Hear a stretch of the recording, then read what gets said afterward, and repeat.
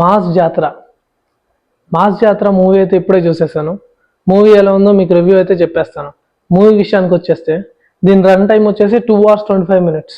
And దీనిలో characters వచ్చేసి రవితేజ గారు, శ్రీలీల గారు, అండ్ విలన్ రోల్ వచ్చేసి నవీన్ చంద్ర గారు యాక్ట్ చేశారు. అండ్ ఇంకా మూవీ రివ్యూలోకి వెళ్ళిపోతే ఈ మూవీ మాస్ ఆడియన్స్ అయితే నచ్చుతుంది. మాస్ ఎలిమెంట్స్ అయితే రవితేజ గారు క్యారెక్టరైజేషన్ మంచిగా చేశారు.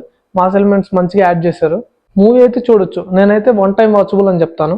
రవితేజ గారు యాక్టింగ్, డ్యాన్స్, కామెడీ అన్నీ బాగున్నాయి. అండ్ శ్రీలీల డ్యాన్స్ మూవీలో అన్ని సాంగ్స్లో డ్యాన్స్కి యూజ్ చేసేసారు. మంచిగా డ్యాన్స్ అయితే చేశారు శ్రీలీల గారు. యాక్టింగ్ కూడా బాగుంది.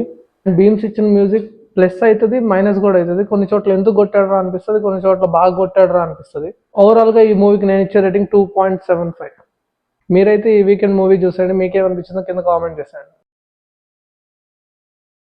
మాస్ జాతర మూవీ అయితే ఇప్పుడే చూసేసాను. మూవీ ఎలా ఉందో మీకు రివ్యూ అయితే చెప్పేస్తాను. మూవీ విషయానికి వచ్చేస్తే దీని రన్ టైం వచ్చేసి 2 hours 25 minutes. అండ్ దీనిలో క్యారెక్టర్స్ వచ్చేసి రవితేజ గారు, శ్రీలీల గారు, అండ్ విలన్ రోల్ వచ్చేసి నవీన్ చంద్ర గారు యాక్ట్ చేశారు. అండ్ ఇంకా మూవీ రివ్యూలోకి వెళ్ళిపోతే ఈ మూవీ మాస్ ఆడియన్స్ అయితే నచ్చుతుంది. మాస్ ఎలిమెంట్స్ అయితే రవితేజ గారు క్యారెక్టరైజేషన్ మంచిగా చేశారు. మాస్ ఎలిమెంట్స్ మంచిగా యాడ్ చేశారు.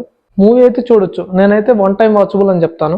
రవితేజ గారు యాక్టింగ్, డ్యాన్స్, కామెడీ అన్నీ బాగున్నాయి.